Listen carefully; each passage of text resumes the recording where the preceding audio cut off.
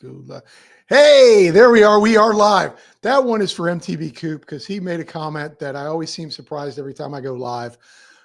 So that one's for you, brother. Welcome back to another episode of Mountain Bike Q&A. I am your host, Johnny Yu. I appreciate you guys for coming on. If you're on here live now or watching it later, I appreciate you. This is actually going to be my last podcast of the year. Holidays are coming up. I'm traveling, yada, yada, yada. So I'm really excited about this one.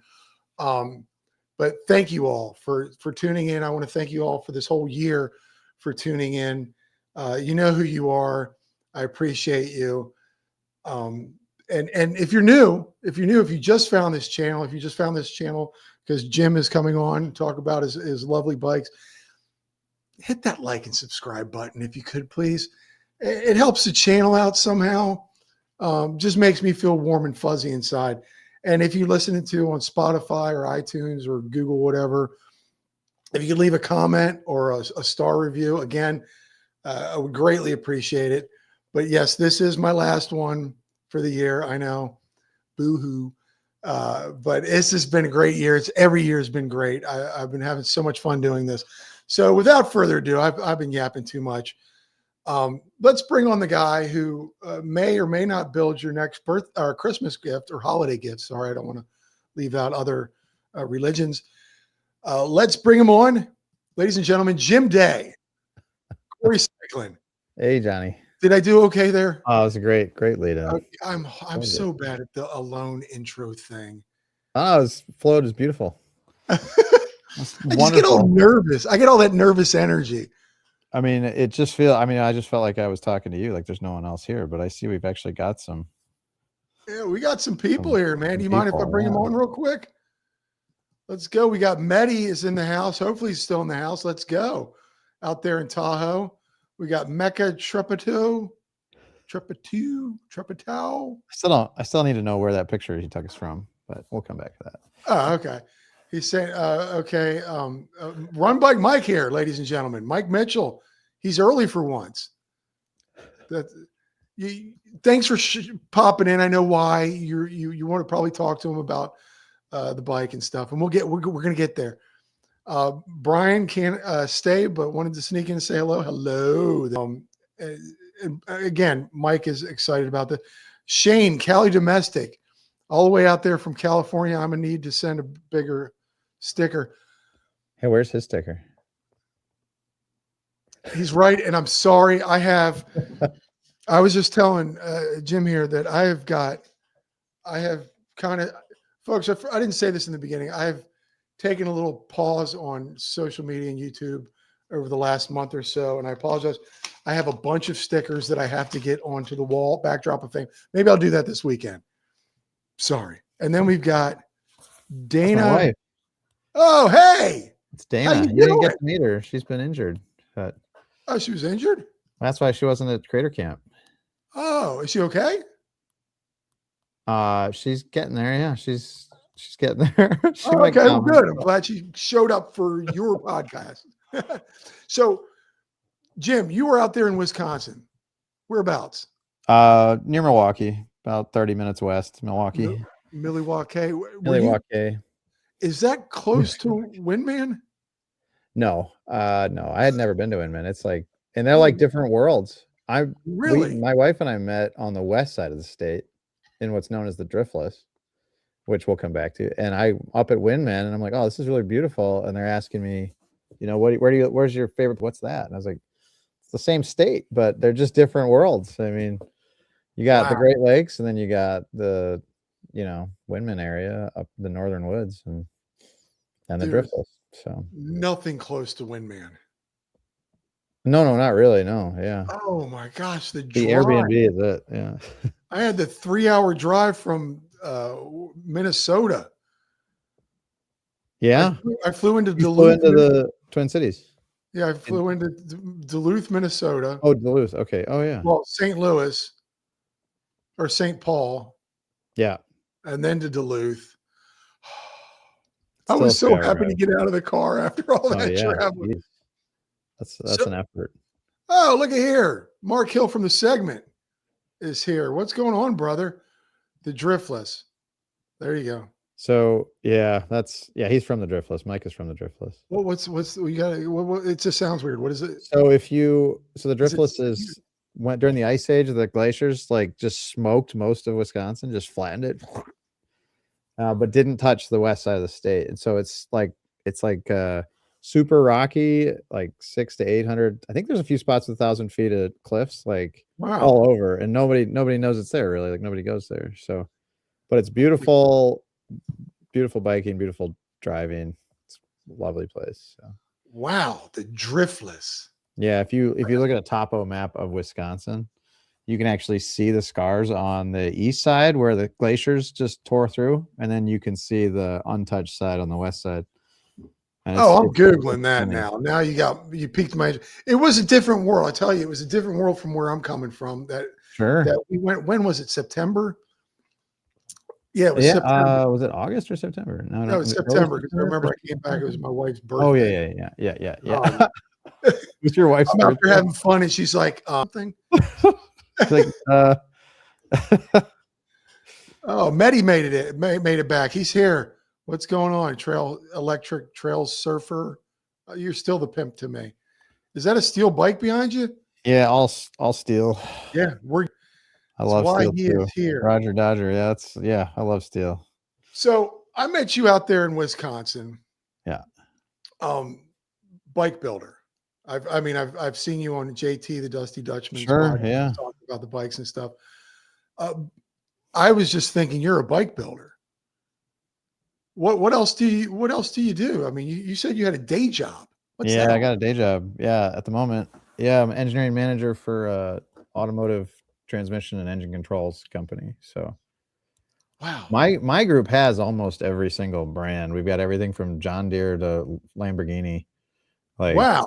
So I mean just about everybody, Subaru, Ford, GM, Volkswagen. I mean, I can't even if you can think of the company, we've probably been on them or on them right now. So yeah.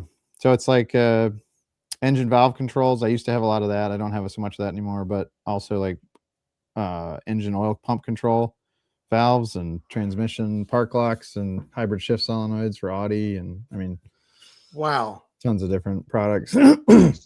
So wow, that's vibrant. You got some bass in your thing. It's vibrating my Oh, is it? I couldn't find a good place to pin you're good. It's solid. We're here for you, not me. All right. I just noticed my frame wiggle a little bit. You're a tinkerer then. Yeah. And it's a problem. Like I've had to dial back. I've started to focusing on like one thing to do. Cause and you probably saw it on the website. I used to make a lot of jewelry. Yeah. And I didn't think that bench, where is it? That bench, which you can kind of see is the pseudo retired jewelry bench. Wow. But yeah, old machines. Yeah, I love it. You're like, I have a lot of sicknesses. I don't know. Yeah, it's like I don't want to overwhelm anyone with my uninteresting hobbies, but yeah, I collect a lot of outboard motors, antique outboards. I have a collection of like historic firearms. I love the engineering in the 1800s and wow. Yeah. You told me when we were out there, I think you told me you had made your wife's engagement ring. Yes. Is that right? Yep. Wow, yeah. I love diamonds. I didn't think I would love diamonds. And then I started reading about them and I consumed like 4 books trying to learn how to pick a diamond. And so Dana, my wife's got a diamond from the 1870s. It's cut in New York. Yeah, it was a hard one to find, but it's like I love it. I mean, a quick tangent is that diamonds were cut for the showrooms they're displayed in. So modern diamonds are cut for really bright lights. So like when you walk in the showroom, you're like, oh, look at how sparkly it is because it's bright, and you'll never see anything but white painted walls in diamond, like in like jewelry stores. So they don't reflect the color into the stone. But in the 1800s, they had like candles, and so the stones actually like reflected way more color back. And so I was like, oh, I'm way into this. Anyway, that was one of the things I love, right? So I mean, it's a great transition into like tinkering with bikes. Hard mountain biker here from SoCal, riding my steel hardtails on technical trails at El Prieto. I guess steel bikes are a thing. Like, man, yeah.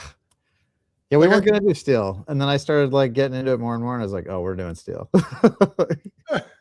Mehdi would like to know: do you do machining? And I We can't do that. what's that? Mehdi would Oh like yeah, to know: do you do machining? yeah. I was gonna go through the trouble of getting my own machine, CNC machine, but I have a friend in the area that started his own company doing machining at the same time, and so it was like an easy choice to be like, well, why don't you do the machining for me? So it's also machined in Wisconsin, which I really wanted to keep it all as local as possible. My day job is like a lot of Chinese and international suppliers and Yeah, plants or whatever. So you want to keep it local. I just wanted like I was like, I've had enough of the taste of everywhere else. We can make things here too, you know. So yeah. Love the way your you made your head badge. Yeah, that is something we'll get into Yeah, because thank you. Thank you. that Yeah. alone is a piece of art. Yeah, that yeah. Yeah, that yeah. Yeah. So I know I was like, do people want to hear about other things? But oh my gosh, the cuts. Yeah, of course, man. Like Yeah. diamonds are from the 1800s. That's so awesome how they were cut different. Yeah, you can actually trace the changes in diamond cutting through the changes in lighting technology. They happened like coincidentally at the same time, right? So yeah. And the Americans, I didn't know this. The Americans invented the round diamond. That was an American. Henry Morse invented the round diamond in the 1870s. So before that, he was quoted saying that you cut a diamond. If you cut a diamond for the carat weight, that's like buying a racehorse by the pound. So he was like, we're not doing that. We're cutting it for beauty. And he really changed the game. Oh. So anyway, yeah, way into that stuff. But Diamonds are interesting, and I I like know beautiful things. we're going on Yeah, a tangent, but diamonds they're all owned by De Beers, pretty much now. Yeah. and they're expensive, especially once you get them up into the carats. But if they just said, oh, "Okay, let's just throw all the diamonds out," they would be cheap as all get out. Yeah. They Yeah. wouldn't be worth Yeah. They're anything. kind of everywhere. Yeah. Yeah, so Yeah. it's amazing. I wish my last name was De Beers. Anywho, so you're a tinker. You love fooling around with things. You love building stuff, jewelry, working on engines, whatever. Oh yeah. What possessed you to want to make a bicycle? Yeah, I was thinking about. I was That's like, "You're great. probably gonna ask something like that," and I was like, "It's a little bit." If I were a musician, and I were like new at it, I'd be like, "Well, it's just good music." But then as you get older, you're like, "Oh no, I was influenced by things," and I was trying to like nail down what was I influenced by. But I raced mountain bikes a ton growing up, and it was super competitive. And then I kind of just thought it'd be cool to make them. Like I did. I just like, well, this will be fun. And but I also realized the style of bike was based on the things that influenced me. So I kind of always wanted to do it and finally got around to it, you know? So yeah. But like, did you do, I don't know, I guess I know how to ask this. Were you riding bikes and you just said, look, I can do this. I want something I want to ride. Yes. Yeah. Yeah. I definitely wanted, yeah, that's a good question, Johnny. Yeah. I definitely wanted a bike that I wanted to ride. And it's not that there weren't bikes out there that I would also enjoy riding, but steel, I mean, I was like, okay, we're going to do titanium, and then started looking into steel, and there's a lot of reason to go with steel. And I thought, okay, well, if I make a steel hardtail just to get started, because I mean, a lot of my background was suspension design or like testing and field development, which we can come back to too. But I was like, well, hardtail, let's start with a hardtail. That'll be good to get started on. And then I realized that I don't like doing things just to say that I did them. It has to be like worth doing, right? So I had to do it like my way, in a way that I felt was going to, not just to be different, but also to add value. If it's like, I think bad art, for instance, is like when you do it just to be different. Like I'm an engineer, so if I'm going to do something different, it's got to be an improvement, or at least to have its own benefits, right? Yeah. So yeah, well, you know, this bike was designed to take advantage of steel. Most steel frames are designed to just take advantage of the material by its, like, without any further thought. Like, oh, well, it's steel, so we weld the steel tubes together and it'll ride like a steel bike, and that's kind of the end of the discussion. Whereas you got like Cannondale in the 90s, they were designing aluminum, and they're like, well, we can tweak the ride behaviors. And like as time went on, they found new ways to tweak the behavior of the aluminum, and onto the 2000s. And it's like, well, we can do that with steel, and we just really aren't doing that with steel. So, so there's a lot of features in the frame, which you've probably picked up. I think I showed them to you at Windman, that are designed to give you even more compliance than just a typical traditional steel frame. So I didn't want to just leave that on the table. It's like, well, steel, you can do a lot with steel. Why don't we do more with steel? Why don't we try to do an advanced design in steel? And that's kind of how we got here. Yeah. So, but bikes and working on bikes isn't like foreign to you. No, I was R&D manager at Hayes and Manitou for like 6 years, I think. 5 or 6 years. And that really informed a lot of my opinions on bike design in a way. Like, but that was kind of the background, is like a lot of what I was fascinated by was how to make a fast bike. So like, and I didn't realize I brought that into this design until like further down the road. I was like, oh, I've made a really fast bike. It's maybe not a surprise that that's what I would want, is a fast bike.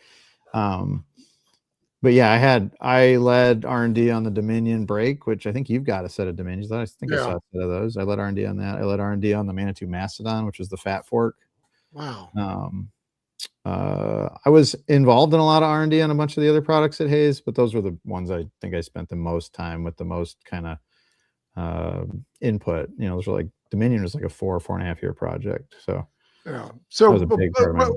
Yeah, what I'm getting at is that like bikes aren't foreign to you. You don't just ride them. You have actually been part of creating. Yeah. That's amazing. That's really cool. It's rewarding for sure. Like just this little bit of 15-minute conversation. Like, I'm floored by you. Like, thanks. like what you do. Like I joke around all the time that I hit record on a camera for a living. And you're like out there developing and creating cool things. I don't know. You know, Johnny, you say that and you're very kind and everything, but when you were you posted a video from Windman, you walked up to my booth and you're like, all right, so I post something, I get a t-shirt. And I was like, yeah. And you cranked out a video that was good in like the time to go through a drive-through. And I was just, I'm so slow at it. I was like, that's what goes through my head now when I need to make a post. I'm like, just do it like Johnny. And I wouldn't let you give me the t-shirt though. Oh, that's right. That's right. Yeah. Well, every little bit helps. People, you can't put food on the table for mother and child with just giving your stuff away. And I think I went a little large on it. Oh, we can fix that whenever you're ready. I wear it all the time. It's actually a good quality shirt, folks. We'll get to all that stuff later. And I did have a hat that matched it, so that worked out well. Anywho, so I got to be honest, I don't know if I've ever ridden a steel frame bike. You didn't ride one of mine at Windman, did you? No, I didn't want to break it. We'll fix it. We'll fix that for you next year. We'll have a lot more options by next year. So, but tell who, I don't know if everyone's ridden a steel. I haven't ridden a steel bike. What are the differences in a steel framed bike as opposed to carbon or aluminum? The differences, I mean, it's pretty robust for sure. I mean, I'm typically guilty of over designing things, so we definitely got a piece of that with steel. So it's long lived, it's robust, but you can still get a lot of that like good ride quality. So like other materials, you're fighting a little harder to get it, to get a nice ride quality. I think it came up with JT, but like titanium is very similar to aluminum. Actually, we just don't talk about it a lot. Like I know, quiet. It's twice as it's half the weight, but twice the density. I'm trying to remember that. I'm kind of losing myself in my thoughts. It actually works out mathematically to be very similar to aluminum, and so steel, just by itself, brings to the table this really forgiving ride quality that other materials you have to really fight and work for. Carbon, you can get there for sure, but again, you have to like really design it into the frame. The biggest thing with steel is that you can go the furthest with custom fit compared to a lot of other materials. So you can do that with titanium, you can do it with aluminum. With steel, it's just like pedal to the floor, just you can do so much with it, and then you can repair it at any time too if it comes down to it, you know. But yeah, that's my other big thing is custom fit. That's I don't know if we'll do carbon one day because I can get you such a good fit with steel so quickly, and eventually titanium will probably do that still. That's a huge ride benefit, by the way. But so the ride itself, is it more steel more forgiving, or does it give you the ability to feel the trail a little bit better because it's stiffer and I mean, it's a system. This is always a tough one to answer because like you can ruin a bike with one bad part, right? Like you put crappy wheels on and everything else is $10,000, but it's gonna bring the whole thing down, right? So so you can definitely positively or negatively impact your experience on the bike with all the parts that you hang on the frame. But yeah, I'd say you just get a less harsh ride with steel. I mean, that's hardtails. I think one of the biggest things about hardtails that I kind of want everybody to chew on is that you can absolutely go faster downhill on a hardtail than on most trails than a full suspension bike. And I think that is really surprising. And I sound like I'm crazy, but when you design a full suspension bike, you have to make accommodations for the center of gravity moving. And you don't, with a hardtail, you can just sink the center of gravity right where you want it as low as possible.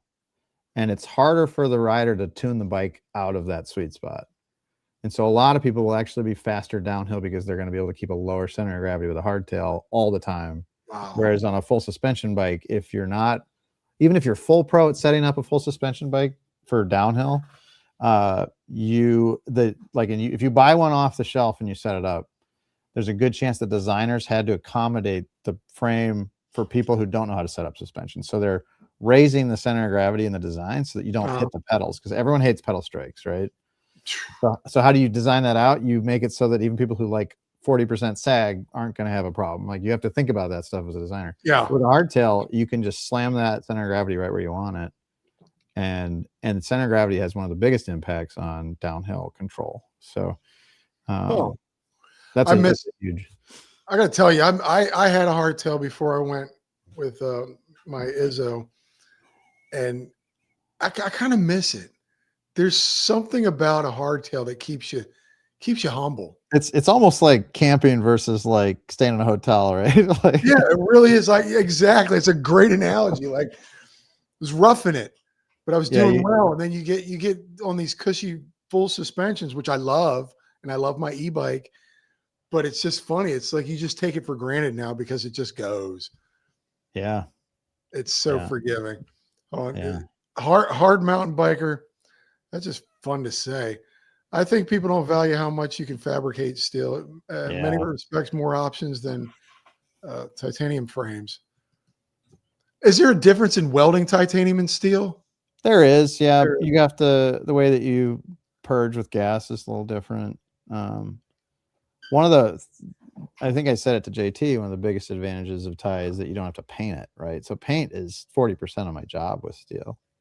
But I also love a nice paint job. So it's like, what are you really giving up? But but titanium's tricky too, because you have to, if you see a titanium weld and it has like lots of color around the weld, then you've contaminated the weld. It's going to fatigue out quicker. Oh, wow. But you can see that rainbowing. Yeah, it's beautiful, but it also is going to shorten the life of the frame. Wow. And we're learning a lot tonight. The thing that's hard with titanium as a consumer is that the frame builder, if they get a contaminated weld and there's just a ton of color, you can take a Brillo pad or bead blast it, and you can make it look like that never happened. And so you can cover up a big mistake. And so as a consumer, you gotta really trust the brand, right? But I haven't welded titanium yet, but people I know who've done it say that you really got to stab the weld. You take your welding rod and you make the little puddle, and then you just stab it, because you got to kind of force the material a little bit more. But I've always wanted to weld. That feels rewarding. It's just takes forever to get comfortable. I know Colin from Ace Bike Media, who you met out there. Yeah, he welds, doesn't he? Yeah, he's a welder. I told him, he was saying something about him welding, and I just think that's the coolest thing. Yeah, I've never done it, but I've always wanted to try it. I've gotten really into it. It is really rewarding for sure. I mean, I wasn't, 10 years ago, I welded, but not really, And I was like, well, if we're doing this, I need to figure this out. I wanted to like outsource things like welding and paint. And Yeah. the more I got into it, the more I was like, well, if nothing else, I need to know how to do these things so that I'm not waiting on someone to finish an order. I can at least step in and finish it if I ever need to. And now I just do it all, so. Do it all, man. It's just, you look at it and you go, I did this. Yeah. I'm working over as a creator. Maybe you're this way, Johnny. Like you create this video, and then you're like, oh, you pick it apart, right? Do you ever do that to yourself? You're like, oh man. Oh no, my reels and stuff like that. I pick the hell out of it. Yeah. Some I just do that are just dumb and simple, whatever. But the ones that you put the most time in, you pick at, and then you realize you didn't get any views for it. So it's like, what did I do wrong? So yeah, that happens to me too. your bike. Yeah. Quarry bikes. You decided one day, I'm going to go make a bike. I want to make a bike for me. Yeah. When did it become, I want to make a bike for you? For everybody. It actually kind of happened at the same time. There's so much opportunity in design. I think working on the Dominion brake, like I started in on brake at Hayes and I was like, this is going to be just dismal. Like who cares about brakes? But even the Dominion, there's so much room to improve the Dominion. As I started getting more familiar with design and engineering, and there's a lot more room to improve products than I think that I knew even, and so getting familiar with every time when I learned more and more about geometry, I was like, well, there's so much room to go faster with geometry. And then as I learned more and more about frame design, I was like, well, there's so much room to make steel do more steel behavior, like make it even like dial up the volume on steel ride quality. Like there's room there too, and I think I felt that way before we started the company. I was like, okay, I know I can do this. I spent a lot of hours developing the Dominion at Hayes. I can do this with a frame, right? We can do this again. And so we actually have a ton of ideas that are kind of backburnered. It's like half a dozen ideas that I'm really eager to bring to market, but we had to start somewhere. So we started with the hardtail, And how many of these, how many frames ended up in the trash before you were like, yeah. I know. We haven't destroyed one, which is funny because I was thinking about that. We haven't destroyed any. I thought we tried really hard to make some that we're gonna like. How far can we take some of these ideas? We had four prototypes in the field. 2 are still out there. I have to think about that. One for sure is getting ridden pretty frequently. And it's 4 years old. It was one of the early ones. It's still out there. Wow. So, but I was an ISO.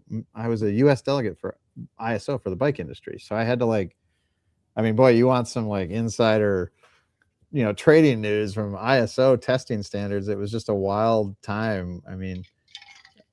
Wow. These guys would choose. So we had to go to different parts of the world to vote on like test requirements for the bike industry.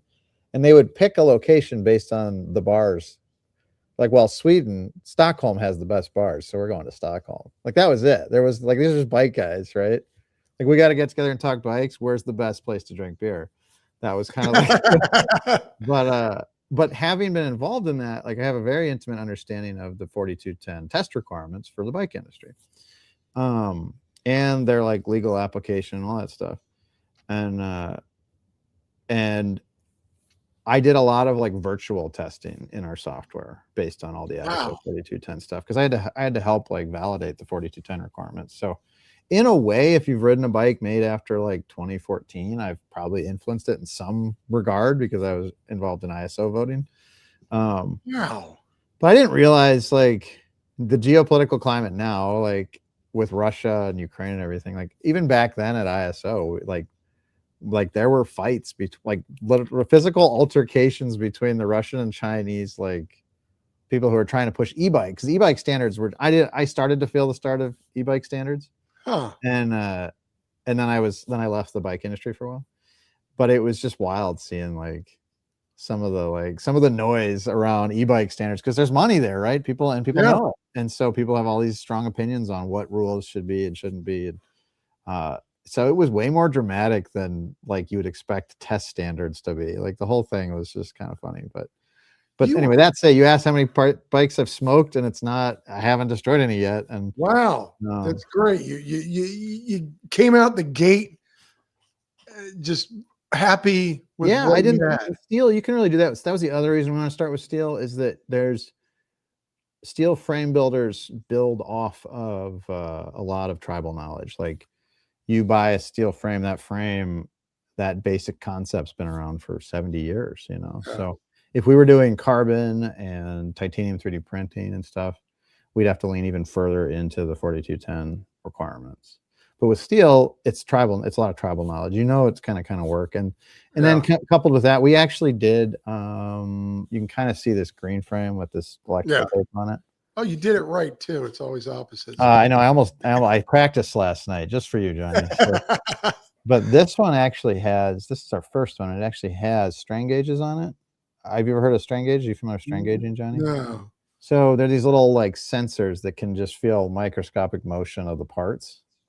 And what I did is I bought bathroom scale computer chips from China, and then wired them into these sensors that we glued on the back of the frame, and then put a little data logger computer on the front. And you basically turn the bike into a bathroom scale. So you sit on it and it'll tell you how much you weigh. And we could use that data then to see how to design the bike in the 3D space. So wow.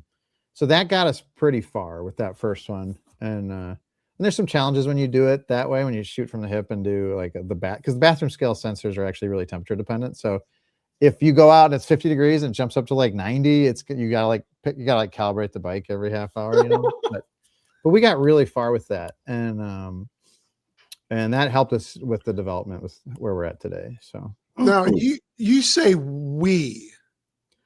Yeah, that's a habit, but there's two reasons. It's partly my wife is involved in this. So if you go to our website, that's majority. I say that's majority her vision. She's marketing, and it really is. The technical commentary is me and some of the layout, but she brought so much horsepower to the webpage. I mean, the webpage looks great. I think it looks great. If you've been to it, that's a lot of her work. So it's our business for sure. Yeah.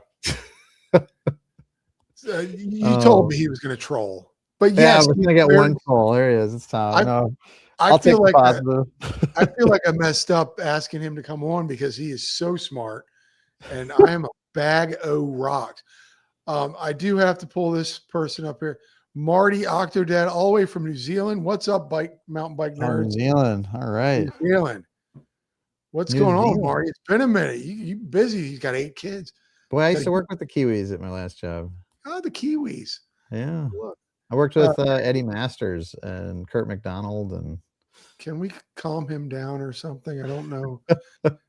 Micah, let us know where you took that picture. I keep thinking that's when we went swimming together. It looks cold to go swimming there. It was certainly that. I love doing a polar bear plunge wherever we go. Did you do one in Windman? Was there a space to? No, I didn't. Yes, there was a space. Man, you gotta do that next time. Then I don't know that I'll join you, but I like the idea.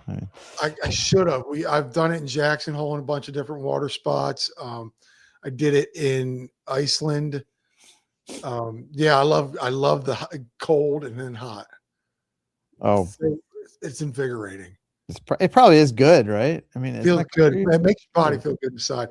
So, Quarry cycling company. Yeah. What's the name? How'd you come up with that name? Yeah, so there was a guy at Windman who was like kind of piecing that together, and he's like Quarry. I was like, yeah, we're in Sussex, and he's like, oh, Sussex. So if you drive past the giant quarry, and then he goes, oh.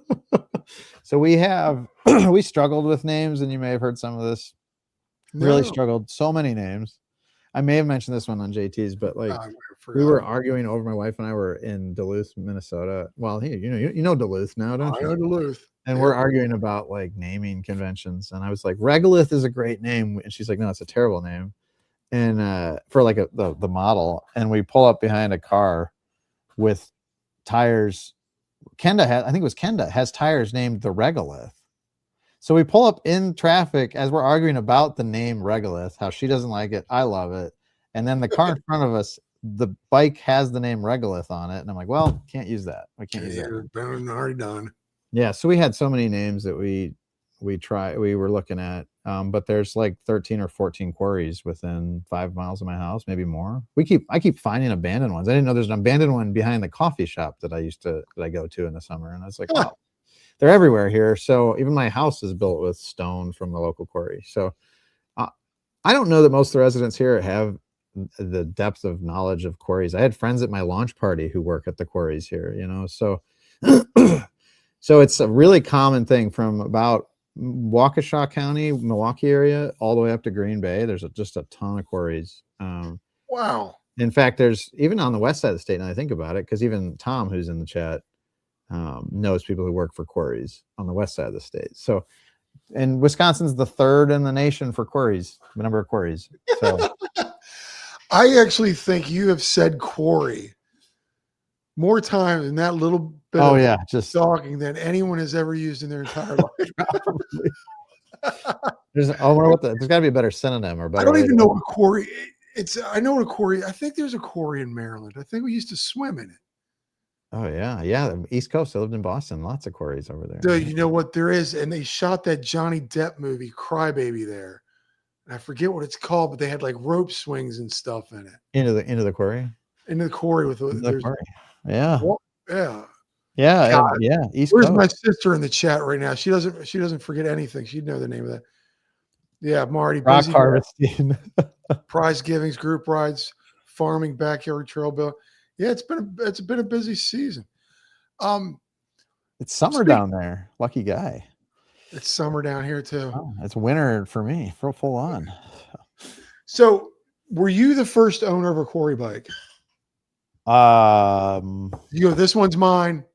No, I sent. That was the secret sauce with the Dominion. Was the Hayes Dominion? Was that the previous generations of Hayes, they didn't really have other people test them. It was sort of like this isolated space where, and so I really pushed on, we need to get as many people to try these as possible because they have other experiences that we don't have. And so most of my bikes, I sent, as soon as I finished one, it went to my brother who rides mountain bikes in North Carolina. And, oh, wow. And so he got a ton of different frames and still has one. And yeah. Feedback from your brother riding a quarry bike. Oh my gosh. In North Carolina, not just what he likes, but has he ever said, like, people are going, what's that bike? People said that, his friends said that on Strava, because in one weekend he set like 19 PRs in like 3 hours. When he first got the bike, he had a KOM in Pisgah National Forest on a downhill on our hardtail. Oh wow. And and so his buddies, like, later in the week were like, dude, what happened to you? I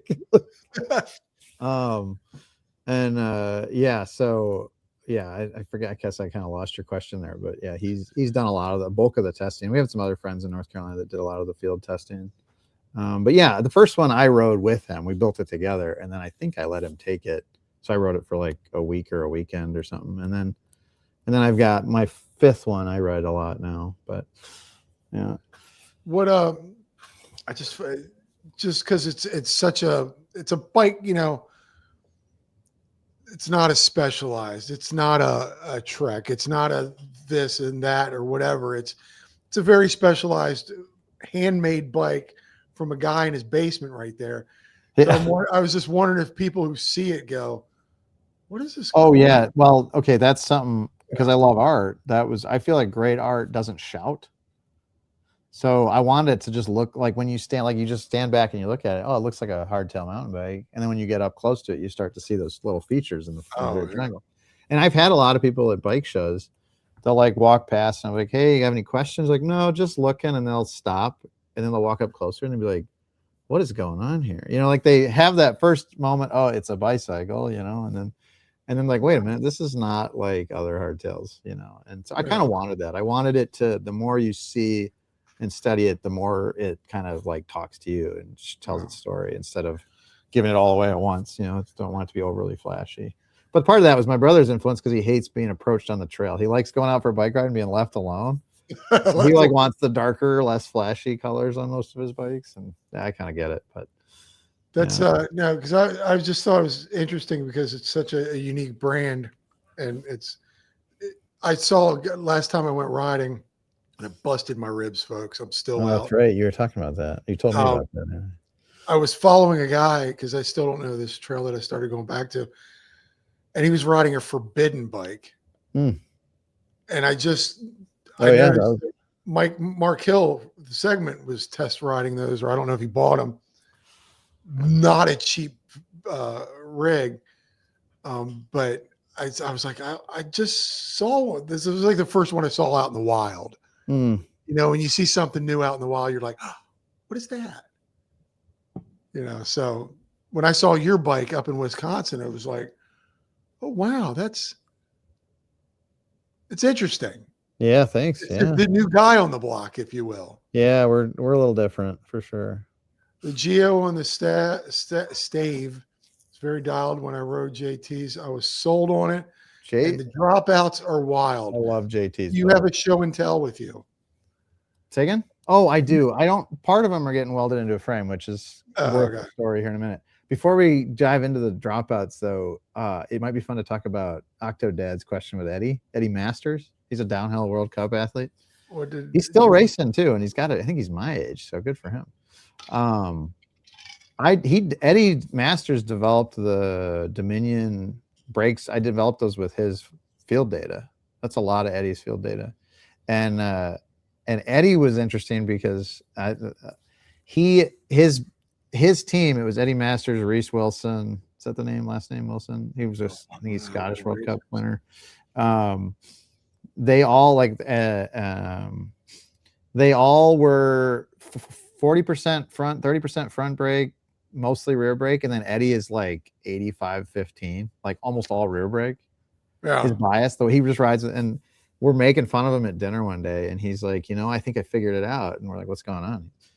He said, I didn't have enough money to buy a front brake growing up. So he bought his first downhill bike and couldn't afford a front brake. So he learned how to ride exclusively with a rear brake. And you still see it in his field data. He still rides super rear brake biased compared to everybody else, everyone on his team. So anyway, yeah, I thought that was a fun question. I like Eddie Masters. I haven't talked to him in a long time, but we did a lot of development together with also the Manitou Dorado. He did a lot of input on the damper. Excellent damper. But yeah, you're asking about dropouts, and I do have show and tell. There you go. Put that up there. Look how unique part of his frame is right there. I'm trying to get a little reflection so you can kind of see that thing. But it really is a work of art, man. I had made a video, and a bunch of people made videos of just showing off the uniqueness of this bike. I thought that was I just thought that was cool that you came. I didn't even know you were coming. To the Windman. To Windman. Yeah, and we were a little on the fence because of my wife's injury, but yeah, it was good that we made it. It was good to meet you and see the crew. Oh, it was great.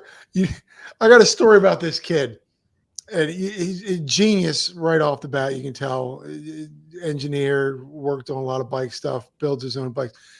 There's this a rider out at Windman, Kayla. I forget her name. We talked. I'm right by, and I liked that the creator camp was funny because JT's sold it as you get to create and not have to feel uncomfortable doing stuff in front of people. I didn't know Kayla, and here I am doing my little stupid thing, and she's parking her car, and then I'm like, okay, I got to wait for her to, and she just kept watching, and I'm like, oh my god, what is this? I don't know. When is she going to go away so I can feel comfortable doing this? And then I just said, forget it. She said something nice to me about it. She was like, I love your energy. 2 seconds later, she goes, I locked my keys in my car. Does anyone know how to get the keys out? This kid yells out, "I used to be a door unlocker for Yeah, AAA or triple A. I something." used to drive for AAA. And I had the wrong car. I have an unlock kit in my Honda, but I had my pickup. So we had to go make one in their tool shed to get into her You car. made one. Yeah, you can, yeah. And it was a little bit dicey, but they had enough of the right stuff. So we, So but yeah, that was I drove for AAA and I drove, and I took police like accident calls for like 2.5 years in Virginia. And yeah, that was a really fun job actually, being a tow driver. Just because like, no, what's that? that's fun. Oh my No, gosh. you were doing repos. You were No, doing. we didn't do yeah, we didn't do I didn't do repos. Exclusively did, so I was always the like guy you like here to save you. I'm your AAA driver, you know. And or the police department, that was what was really wild. The police would call you for a car accident or something. And Yeah. but a lot of tow drivers, I don't know if they're paid hourly or what. They don't usually want to take, if the call is tricky or gross. I mean, they can get gross. You can use your imagination. Yeah. They'll turn them down, and so the police won't tell you. They'll like, oh, I got a car, and they'll like withhold information because they'll be afraid that you're gonna Not like, come. yeah. But I would take every call, and so I got these wild ones where like guy fell asleep at the wheel in the boat. He was towing a brand new boat. This is a big like 30-foot boat, and he fell asleep at the wheel, hit the guardrail. He was fine. Boat split his roof in half coming off the trailer, and then sailed down. Yeah, and then sailed down the interstate like 3/4 of a mile because he was on this really big steep downhill. So we had tons of calls like that, and it was just like, it was just a wild time. It was fun. So Colin from Ace Bike Media and Middle Class Action is in. You're not very late. Sort of. You showed up, man. He showed up. Johnny had a boat. I have a boat. You have a boat. I have a boat. Yes, I do. You big boater, Johnny? What's that? You boat a lot? You're in Florida. Yeah. So yeah. We not as much as I'd like to, but like the weather has been really weird lately with bad weather on the weekends, and that's when you can boat. But yeah, I got a 24-foot Everglades with 300 Yamaha on the back. I don't know anything else. I just not hit the throttle and drive. So much more power. I've got like a 54 wooden rowboat, and you've got like a Formula One car. I tell you what, man, I love biking, but there's nothing like speed on the water. That is when the water's like super glassy, it's like it's like a dream. It's like surreal. When it's glass, I floor it. Oh, it's so big O boat. Yeah, Mike, I'm still waiting for you to come down. I'm waiting for anybody to come down. Hey, well, yeah, maybe we should do a winter creator camp. Maybe that's there you go. E-bikes and motorboats. And I have been getting back on my Izzo, but back to you. Happy with your bike. Let's go to the videotape. Oh, what do you got? Not videotape. It's your website. Oh, the website. Okay, yeah. Stave. The Stave. Yeah. What's the name? Yeah, where'd you get that? Where'd you come up with that one? So, I feel like it just kind of popped in my head one day. It was because of the wood we use in the head badge, though, which I think you've seen, right? It's beautiful. I have show and tell. I have props. So I mean, we actually machine the actual wooden barrel. I own a kayak too, Colin. So I think this is Colin's seen this if he's in the chat. So you get, he's in. He's middle class action, Colin. Yeah, it's his other channel. Oh, okay. Tons of time. Yeah. Yeah. So sorry, go ahead. He put me onto the cheese curds. Oh, good for him. Good for you. So here, I feel like a lot of this stuff is marketing, coming up with the proper name and making it feel good inside. Yeah, a little bit. Were there any other names, or did Stave come to you naturally? No, Stave was pretty much it. Nothing felt right. I love history, and so there's some really awesome like shipwreck names in the Great Lakes, and there's 6,000 shipwrecks to pick from. So I was because everybody's kind of come up with a cool name, and I was like, where can I find naming ideas that no one else has tapped into? But it just seemed too dark to name it after a shipwreck, even if it happened in like 1890, you know. So I didn't have any really good model names. We just nothing felt right. Stave felt right though. But I was like, it needs to be more than a name, which is why we tied it into the head badge. The head badge has that whiskey barrel stave in it, right?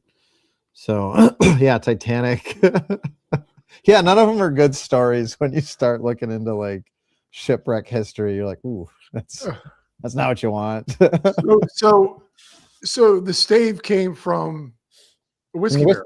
Whiskey barrel stave. Yeah, yeah. And I didn't even know that's what it's called. It's called a stave. Yeah, whiskey barrel. Yeah, the wood in the whiskey barrels, the wooden beams. That one I just showed you is like it's a stave. Yeah, it's a whiskey barrel stave. But stave, I think it also means like sturdy beam or something like that. I am learning way too much tonight. Like I hope I retain some of it. You're a smart guy, Johnny. You. Hey, we're just not interviewing you on film. I know that's your background. Nobody wants to interview me. Okay, so here we go. Look at this bike, folks. Frame. Let's go to the frame because that's normal. That price right there is normal for a bike frame, and you're hand making it. You don't have some machine. Well, and the price. I mean, the price will probably climb. We need to start somewhere and get some exposure, and so it was 2,500, I think, when we started, and we're like, and the bike industry is kind of a mess. So, well, I do have a surprise for everybody who's listening live right now. That if you use the code MTB Q&A. Johnny will buy your bike. I joked. I told him, I said, you get 75% off. But look at the options here. I mean, first off, I'm going to pull up some of these pictures. Yeah, go for it. Oh, here we go. Oh, okay. It's good. It's working. Sometimes if you do this, it doesn't work on the podcast. Look at this area right here, folks. Look, is everything, I mean, I guess everything you do on the bike was a thought out process. You want this here to zip tie the cables. You want here for a water bottle. You want, but I mean, I'll admit I thought that a hardtail would be easier than this. Yes. For some reason, I don't know why. This is just beautiful. Oh, thanks. Yeah, there's real design consideration here for like from the visual aspect. I mean, 30-degree and 45-degree angles are kind of in right now with car grill. If you look at a car grill, you'll see a lot of those angles. Yeah, there's the head badge. Yeah, there's the head badge. That's the cliff. That I don't know if you'd heard that. I think I maybe mentioned it at Windman, but the logo is a big cliff in a quarry next to our house. That's actually, we took the picture and then silhouetted it into the into the head badge. So I wanted like story. I like a good story. I didn't want to just put a name on it and be like, that's a cool name, and then put a color on it. That's a cool color. Everything has a little bit of a story to it. Yeah. I'm just floored. It isn't just you wanted to put, get this out of here for a second, because this could be a reel. Really, it is so thought out. You just didn't go, I'm going to put together a frame, see if it'll sell. Give it a cool name like Stave. Like every single bit. Yeah. Well thought out. Yeah. And you have to be careful as an engineer that likes to overthink. You can just go until you're not done, right? But yeah, I mean, even the tubing, conventional wisdom is you need to bend all your tubes. Your seat tube needs to be bent, and your down tube needs to be bent. And as I was looking at it, I was like, that's just not really true anymore. So why would I go through the trouble of bending tubes and creating flex and creating time in my process, and when I don't have to do that? So even that, and I like the look like that. I like the lines of the bike. It's straight lines everywhere, and and I match that in some of the geometry of the dropouts and the yokes, So so even the design, I really wanted to hold on to that more modern look, with the straight edges. So I just find, I used to build bikes, or not build bikes like you build bikes. I'd put together and I had a couple. I built up a couple low riders, and I built up a single speed with 75-inch ape hangers on it. So I was riding a bike like this. Yeah. I still have. They're so wobbly. Well, you're a tall dude. Were they that big?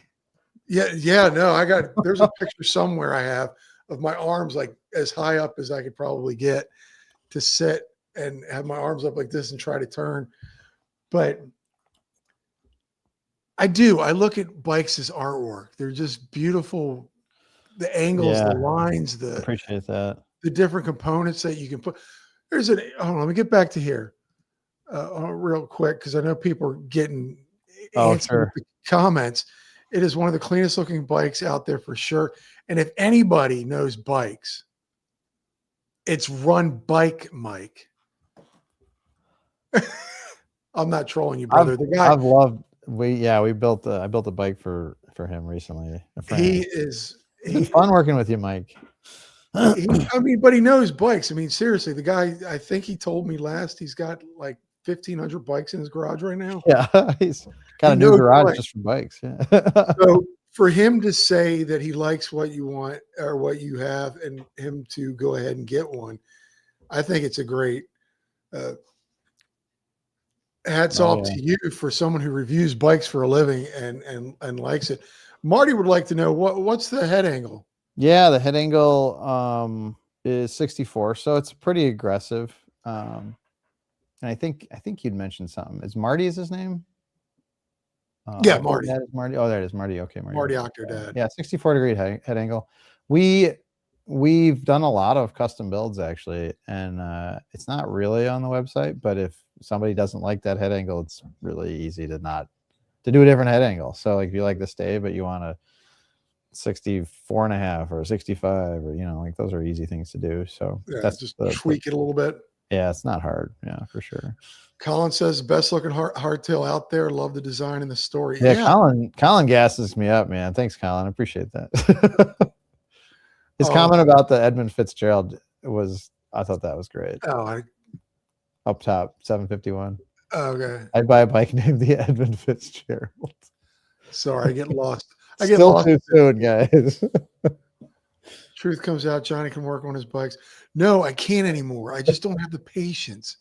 I'd rather pay somebody to do stuff. Yeah, you have a guy that work on your bikes, Johnny? No, actually now I do. I mean, it's good. It's good. At the trailhead, I was having trouble with some of my shifting, and he just looked at my derailleur and he goes, "I got this. Give me 5 minutes."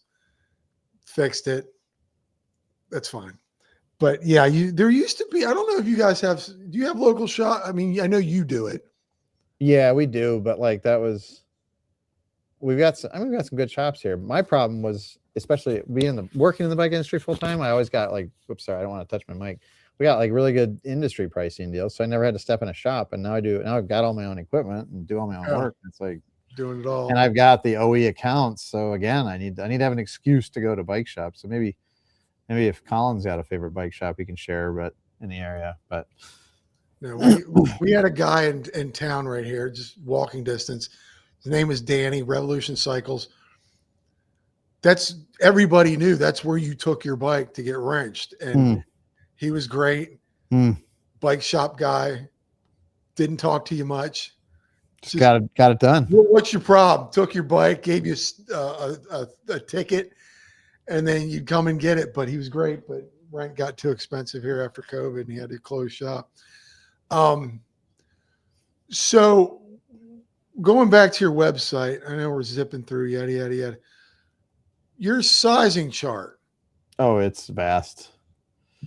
Yeah, we might look at that, folks. What just happened? What'd I do? Okay. This one's been a struggle for me because I think it's probably a little overwhelming for the consumer, but it's also like, it's the advantage of a custom frame, basically. Yeah. It's like if you're looking for a custom frame, but you don't want to be on the phone with the builder every 2 days figuring out details, then you can go here and just be like, I want a 465 reach frame because that's the size I love. And okay. And there's just so many options. They're not like small, medium, large, and extra. No, and we like I said, we might reduce that and then offer a custom option like built into the page. But if you know what size you want, you just go and get it. I mean, that was the vision. I've seen a few other brands do that. I thought it was, I mean, I just think there's huge value in having a bike that fits you. And I think it's possible that a lot of people haven't really had that yet. And I think I've shared it before with some of this crew, but is that you're on a mountain bike, you ride at the limits of your traction, and your traction is dependent on your weight over the tire. And so if wherever those tires are in relationship to your body is going to change how fast and how hard you can ride the bike. And so if the frame doesn't fit you, you're going to give that up. You just might not know that you're giving it up. And so getting a really good frame fit means that you can put down more traction. That's the shorthand. And traction is like one of the most important things to get right. So, this guy's an engineer, folks. Holy cow. He knows what you need. Do you factor in the rider's weight, the rider's intent, the rider's field goals? I'm only 155 and don't want a stiff racing frame. Yeah, we can take that further than we have already, but even now it's kind of built into the frame. So like if you go and you buy a small frame, I don't know how to describe this very easily, but like I said, I've tried to think of ways to describe this, but the distance from where's my hand? There it is. The bottom yoke and the upper yoke, there we go, gets smaller as the frame gets smaller, and it actually increases the vertical compliance. So if you're a lighter rider and you're a smaller rider and you go for a small frame, you actually get more compliance than a bigger rider. So that's kind of built into the design a little bit, right? But if a customer wants, like I said, only 155 pounds, we can always take that to the next level. Our cross-country frame, which I'm really hoping we can have by April and launch it in April, it actually increases the vertical compliance even further. This bike is pretty heavy duty. It's I wanted a bike that would kind of last forever and do great things in the process. And but the reality was we had to hang 140 or 150 millimeter fork off of it, and we knew because of that people were going to beat the crap out of it. So I was like, well, I don't want problems, so we're going to make this thing really robust. And the XC version is going to be more geared towards like lightweight, long time in the saddle, shorter travel, not 100. We're not hanging 150 millimeter fork off the front of an XC bike. So now, do you Mark Culver's Butterburger, please? Yeah. I don't eat red meat. I'm sure that sounds great. Butter on a burger with a side of Lipitor. It sounds super weird, doesn't it? I think Colin, or who's the segment PTR or segment? The segment PR. He's out in California. He's Mark Hill. Okay. He has yeah. Okay. I'm sure one of them can tell us because the butter, it is butter on the burger, right? Is that right? Anybody can tell us it's Colin. Yeah, I just like the cheese curds. Yeah, those are good. Yeah, and they got a decent fried chicken tent. That was just great. They drove like an hour or something. How far did they have to go? It was a little cold when we got. It was like 45 minutes or something. Yeah, it wasn't as good. I hope the DoorDash guy got a tip. I don't know about you. This is totally off the subject. Oh, go for it. Well, not off the subject, but the Creator Camp.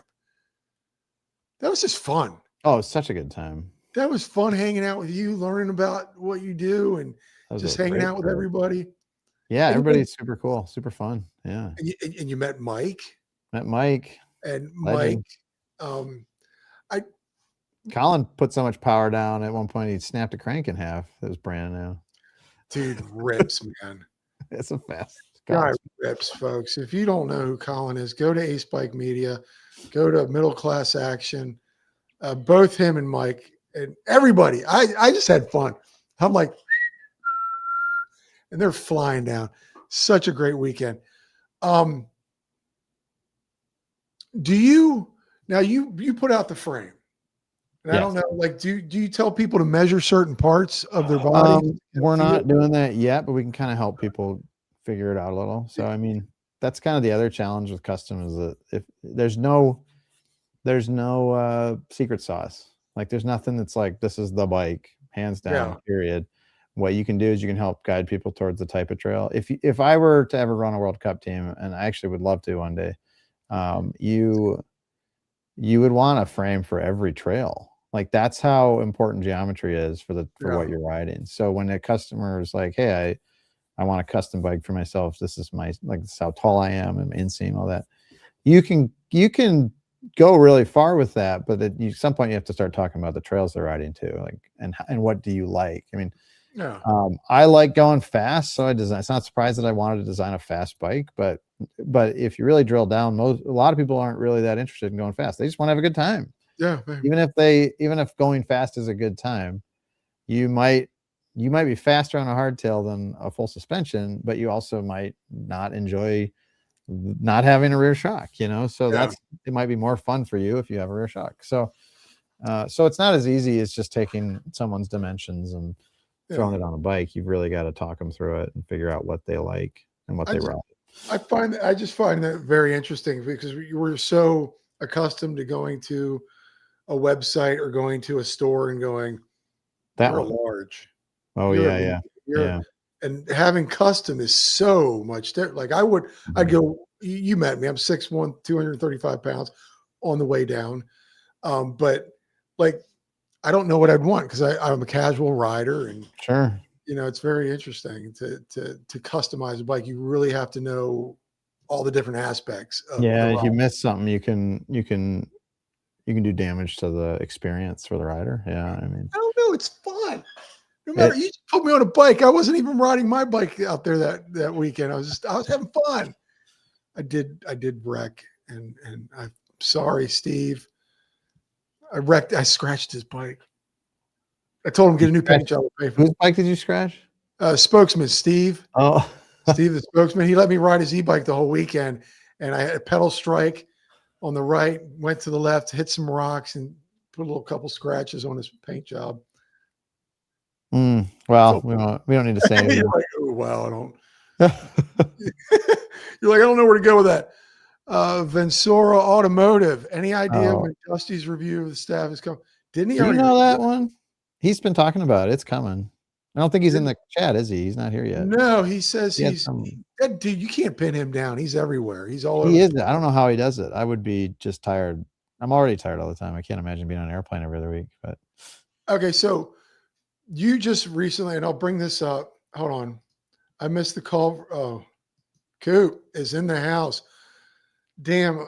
As a Wisconsinite, I love what you were doing. Thanks. Jim Quarry will be my hardtail choice if I move back. You don't have to move back. You can just get one. And I did an ode to you in the beginning because I looked surprised when you were talking about that. Yeah. Yeah, I was talking about him. He's a good kid out there in the upper West Washington. Is it Washington? God, I forget already. I know this. I've had a long day. True that. Anywho, so you built one for Mike and it's a one-off. Yeah, kind of. I mean, well, I told him we could do some embellishment and he was like, no, I want like the stock shapes and all that stuff.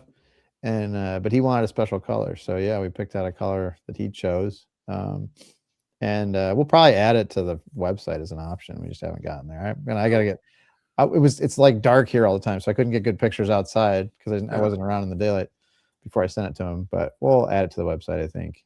Were you happy with what you sent? Oh yeah. I was really happy with it. That's beautiful. Like, folks, if you want to learn more about this, keep an eye out on Run Bike Mike's channel. He will have a build up, I hope, of what he's doing. Now, do you have, I know you custom the frame, but do you give people suggestions on components? I don't know. I haven't really been in that position a whole lot. I would if people asked, but so much of riding a bike, one of the reasons I like it as an engineer, so many engineers are just, well, this is what the math says.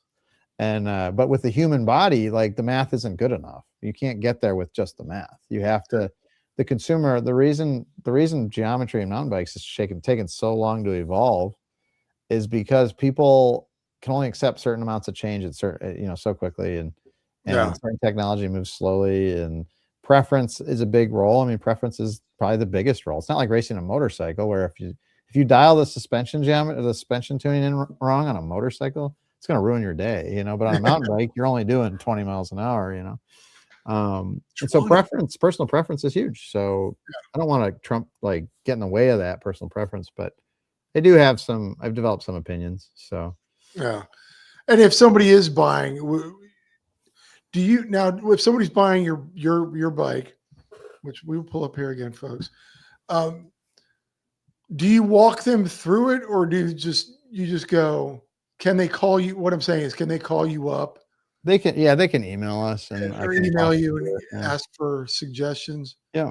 Yeah. And the few custom builds we've done have been a lot like that. Like, working through seat tube length and standover and bottom bracket height and crank arm length that they prefer, so I can help, so we can use that to inform some of our decisions and intended use and purpose and all that. So this? I like that.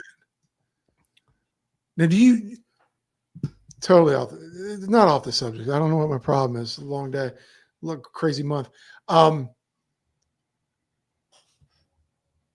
You design the frame, weld the frame, paint the frame. You do it all. Do it all. Yeah, do it all. You're awesome, man. I can't get enough of you. All the things. I'm a little bit of a glutton for punishment. I mean, it's like I made my wife's engagement ring. I hadn't done that before either. You know, I was like, I mean, I'd made jewelry, but when you're setting a diamond, it's like a whole different, like the stakes get higher.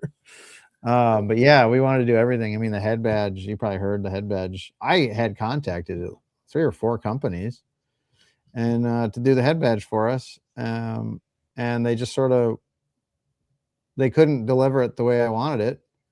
Some said it couldn't. Some said they weren't going to do it. They're like, this isn't something we do. And I'm not getting the details of why, but turns out most pewter casting companies can't do a curve, which was weird to me. And I was like, well, I gotta do this myself. And so we figured that out. We cast it here. And again, when I say I do all the handiwork, but it's my wife and I. And as an engineering manager, I hate it. I always hated it when I had managers that would be like, oh, I did this, because it's always a group.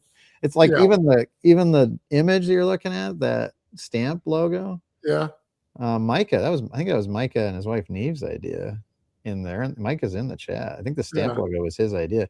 The inside of it was kind of the path we were on, but the stamp was, I mean, so like people have contributed to this, even if I don't call it out in a podcast. I mean, we're all influenced by something. So when I say we, that's kind of like, you know, I mean, just the head badge alone you want it. Yeah, thanks. I'm glad. That wood. If you see it in person, folks, it is a work of art. I tell people to go get their bikes dirty, but I don't know if I'd want to get this one dirty. I texted Mike and I said, I regret to right before I sent it, I said, I regret to inform you your bike's too nice to be ridden and I'm going to keep it. So I just finished polishing it and I was like, this can't leave. How many coats of paint are on these bikes? I mean, by definition, 1, but it's like primer, color, clear. Yeah. And then I give it a few days to harden up, and then I do like text, paint in the text and everything. And then I do clear again. So whatever, it's 5 layers, but this guy's ridiculous, folks. You're actually starting to upset me now. You're so much of an overachiever. You do these podcasts, but talking to you a little bit earlier, I was like, I think you and I have a ton of common. It sounds like you did a ton of different things with your life too. Oh yeah, I ended up being the guest, but now I'm like, what's his story like? Yeah, I've been hitting record for a living for the last 20 some odd years, but yeah, I've done, your childhood jobs: Pizza Hut, the car wash, ice cream shop. I got fired from an ice cream shop. You got fired from an ice cream shop because I was too goofy. They didn't think I was taking it serious enough. I have that problem. You could ask Vensora. I think I don't know. I can be a little unprofessional in that regard. No, I got fired from 2 jobs. I was working at a seafood market, and they had recently built a new. It's a stupid story, but I got fired again because I wasn't serious enough. I'm in a seafood market, man. I'm gutting fish and steaming crabs. What do you want? What do you want? Yeah. So, yeah. I joke that if you want to do really well as interviewing as an engineer, you have to be really awkward so that they're like, oh, he's so smart, he can't even talk to me. I've never had that problem. Mike says I have spent many enjoyable hours chatting with Jim about this build. He has so much knowledge. Yeah, I'm picking up on that with this chat. Yeah, I've had a lot of fun working with Mike. He's been really helpful too. Hold on, we got William Rook. William Rook. Is he a buddy of yours?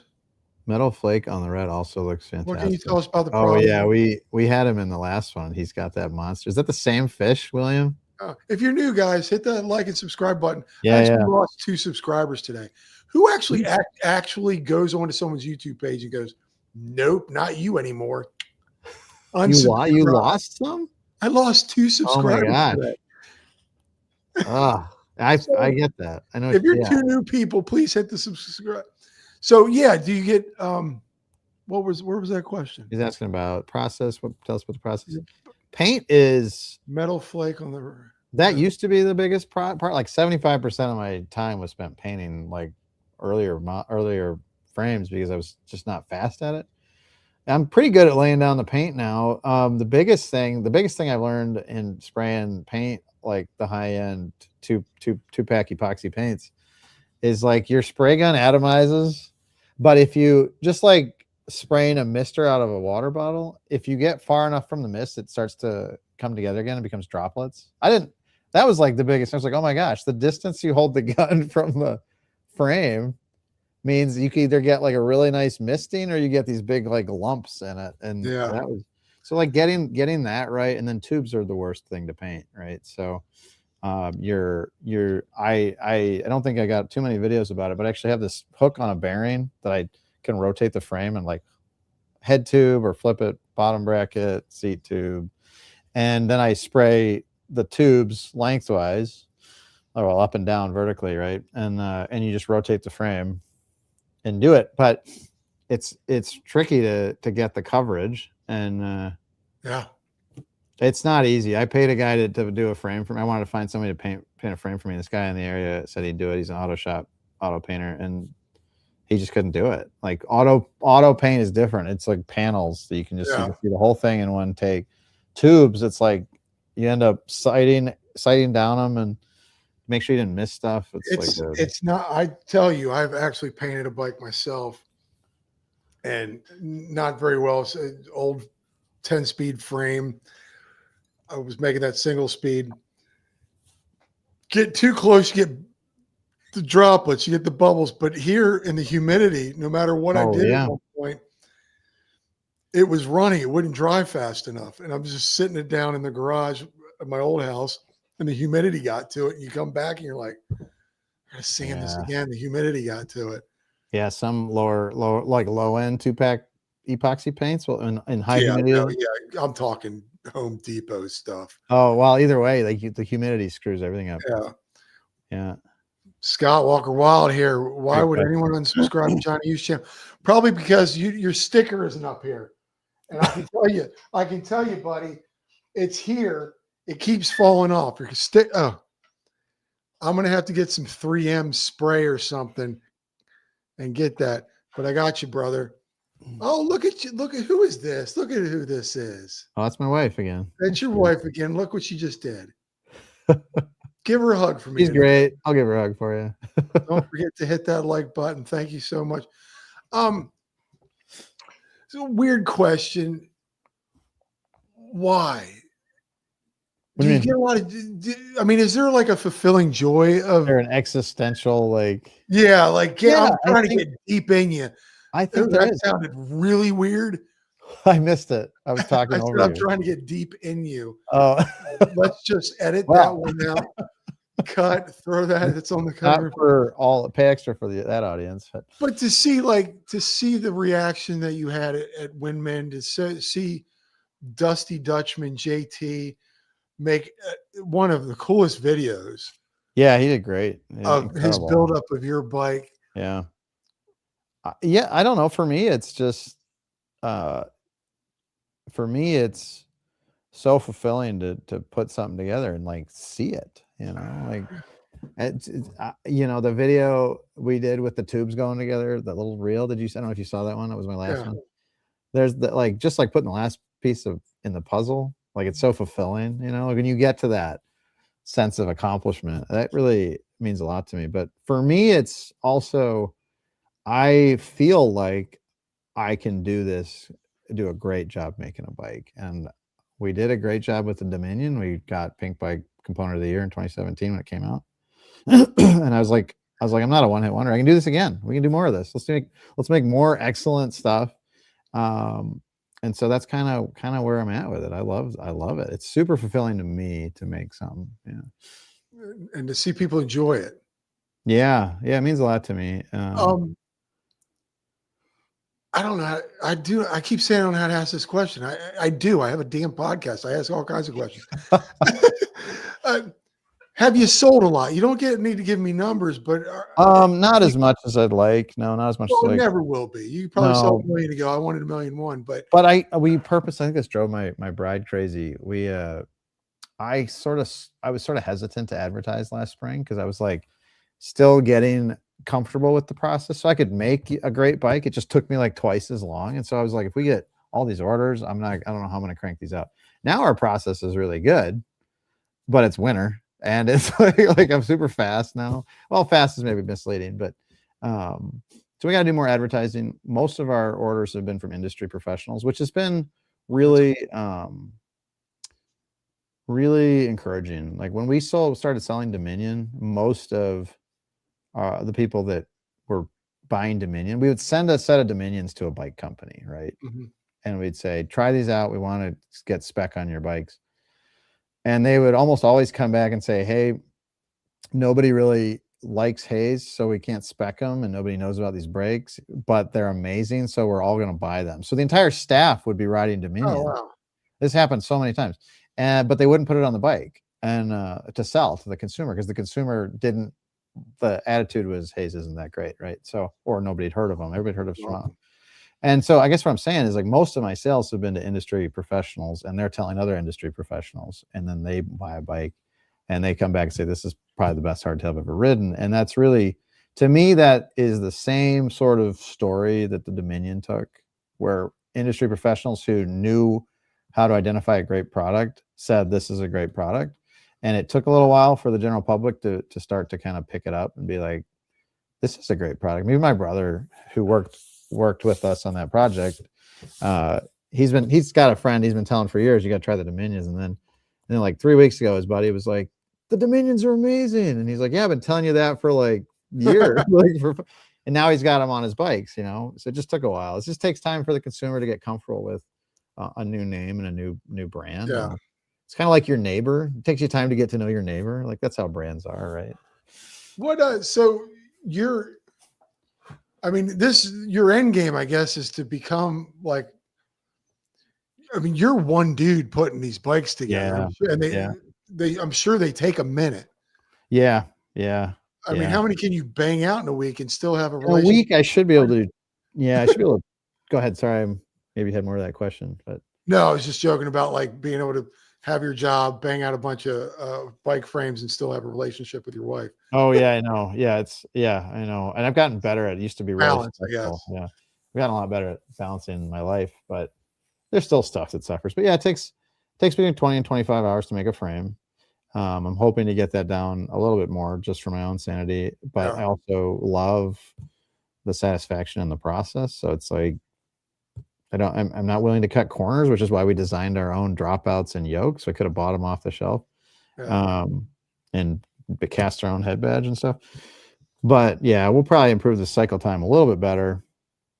I don't know when we'll expand in terms of staffing. I'm a little bit selfish. I like doing the work. So because it's your baby. Yeah. It's one of those things you don't want to hand it off to somebody and maybe the quality could be affected. Yeah. And it's, unless, I work in manufacturing at high volumes, like those car parts I was telling you about. I mean, we're talking like one line will make 7 million a year, and each one goes on a car. So it's 7 million cars. So like, I'm exposed to high volume processes. But even with building a bike, you can treat it like a manufacturing facility, but it's still an art. It's still a bit of an art. You can't get away from it. Paint still has to be good. The welds still have to be good. The machining still has to look good. So it's your baby. Totally get it. Can you please give a few hints about your XC frame 124? Yeah.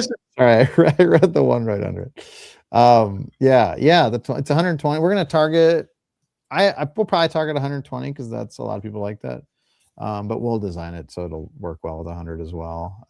It'll be lighter. The stave is like the thickest bottom bracket you can get. The oversized tubing, we'll probably go thinner tubing on the smaller diameter on the XC, lighter parts. We'll probably lighten up the yokes a little bit. So yeah, it'll just be a lighter XC. I don't know how steep I'll go with the head angle yet because, and this is where it's tricky for me because the consumer has an idea, I have an idea, and I really got to be over here with the consumer. Get over there, man. Get over with the consumer, right? But you're the engineer, you know better. That's also why custom exists, and it's also why people should, if you're going to buy a product, you should just get what you want. 67 degrees. I don't know, Mike. You can have 67. Here's my problem as an engineer, and I can tell you guys why this is tricky, is that steeper head angles are better for lower speeds, typically. But most racers aren't struggling at lower speed to control the bike. And so if I were to put data ack on your bike with a slack head angle and have you rip a lap, and then put data on your bike with a steep head angle and have you rip a lap, you'll probably have the same average speed on like climbs and on like flats, but you'll go faster downhill. And so it's like, you probably will come out ahead with a slacker head angle for an XC race. 67 is the most boomer. So, I mean, that's what's hard for me is like, the other thing we talked about it with JT is that road bike geometry influenced mountain bike geometry a ton, and I think I described that pretty thoroughly with JT. So maybe I'm repeating myself with you guys. So I'll be careful. But road bike geometry, you got steep head angles because you wanted your wheel close to you so you could draft. Yeah. But that's like a recipe for an over the bar situation, and that reduces your control, and you kind of want to avoid that on a mountain bike. So 64, 66. We're just throwing numbers around. Now he's just bidding. My boy Zach out there in SoCal. Hello, peeps. Zach the Tumor Warrior is in the chat. Okay, now they're just playing. 66.9. 62 point. Now they're just rapping. So someone here asked about Colin. Is there gravel bike? Yeah, gravel bike's in the works for sure. So yeah, I wanted to ask you one of them because it's getting I know you got to get to your family. I got to be a good husband, and yeah. What's in the future for Quarry? I know you talked when we first started. You said the new year may have some new things for you. Tell me about. So many new things. So we'll answer the gravel bike question quick. Yes, gravel bike's coming. I ride gravel bikes a ton because I can take them out and do whatever I want with them, and I don't have to get in a car. Grim Donut XC bike. Boom. Yeah. So yeah, we'll do a gravel bike, and I think that's the I'm most excited about in the immediate future. We'll have the XC version, which we talked about, gravel XC. We're gonna do a longer travel stave, which is crazy, but it's so easy to modify the existing models to do it. I'm like, why not have it in the quiver? And then we'll have a sliding dropout option finally. So people who like single speed, we get a lot of single speed requests at shows and events, and I just haven't done it yet, but we've got that pretty well drawn up already. The big thing, maybe the big reveal, Mike knows a little bit about this. Here we go. Is I grabbed this off the fixture. It's a 32-inch frame. So so you're gonna have to ride this, Johnny. I'm gonna pass this around to all you guys, and Colin's gonna be like, no, but I gotta come to Creator Camp again. What's that? I gotta come to Creator Camp again. I might mail this to you, Johnny. You're in the only warm place. You the only guy that can ride right now. So, but this one's a little different. I can hold it up. So we did the junction a little different right there. So, so I was hoping to have this a little further along before getting on the podcast here, but I was typing no. I had this moment. I was reading a book laying down in my back room, and then I was like, there's all this banter around 32. I have a bike company. Why don't I just go make a 32 and just see what it's about? And if nothing else, people at least get to hear about us as a brand, because I want people like Mike and JT and Colin, if you're willing to try a 32. I know he's not into it. Or you, Johnny, like try this bike out. I really want to pass this bike around and let you guys try it and develop an opinion and do social media on a 32-inch hardtail mountain bike. So we've ordered the wheels. Wow. Started welding it. So like if I when's it gonna stop? What's that? When's it gonna end? When's it gonna end? So it's getting weird. Now we're bidding on wheel sizes here, but yeah. So I've got kind of most of it tacked, but top tube was right here. I think it's over on the other side of the room. But I'll probably finish welding this weekend, and then I got to get back. I got a stave I got to build. We have a lot kind of in the works. It's got a lot going on. Yeah, that's awesome, man. I was just impressed just talking to you, not just trying to hawk bikes for me, but like you really know what you're doing. You're not some dude who goes, I can weld. I like bikes. Like you're in it. You've got the knowledge. And it's impressive. It's very impressive. And anybody who's thinking of wanting a bike, this is definitely a guy that you want to buy a bike, a specialized bike, if you will, a bike that's fitted just for you. Because you got where'd it go? You think I'd do this stuff right by now? Does anyone know how to do podcasting? If you could please let me share. What did you do? Oh, here we go. Also, I am going to order one of these. I am not from Wisconsin, but this is just so pretty. Oh, they turned out really nice. The pictures don't do them justice. They're nicer in person. Yeah, no, in person. Alan got a really good picture. I should probably save that. Top cap. Yeah, I'm going to have to go ahead and order that, because that looks too good. Hold on, let me do one more thing, and then I will end, or I don't even want to end it, but you have a life.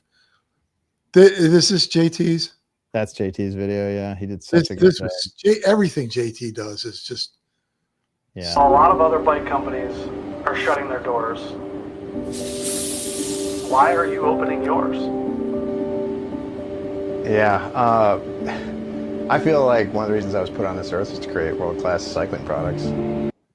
I'm done. I got a tear in my eye. I was in therapy at 5 o'clock today. I'm going to need to go back, because that just pulled an emotion from me. He did a good job. That's Mike's bike, or before it was welded up. What, this? That one's Mike's, yeah. Hey, Mike, did you? I guess you sent him stuff. I sent him the DIY kit. That's what I sent him right there. You just sent him that. And you said sent him a stack of tubes. You sent him that and a bottle of super glue. Yep. So get to Mike's? it. No lunches for free. That's also Mike's, right? I got more footage for Mike. I've just been busy. I got to start posting better. I got to be more like you, Johnny, when I saw you make that video. Glue. There you go. Is this Mike? No, I think that was another customer. Yeah, that was another customer. Look at that. And then he puts wood in it. Which customer was that? Since we don't, I did like 3 of those right there in a row, and I'm just floored by this stuff. And I've already asked that question. I think I asked the question. I've asked so many. So gravel bike, XC bike, and enough. Yeah. And the state. Do you already have the names picked out?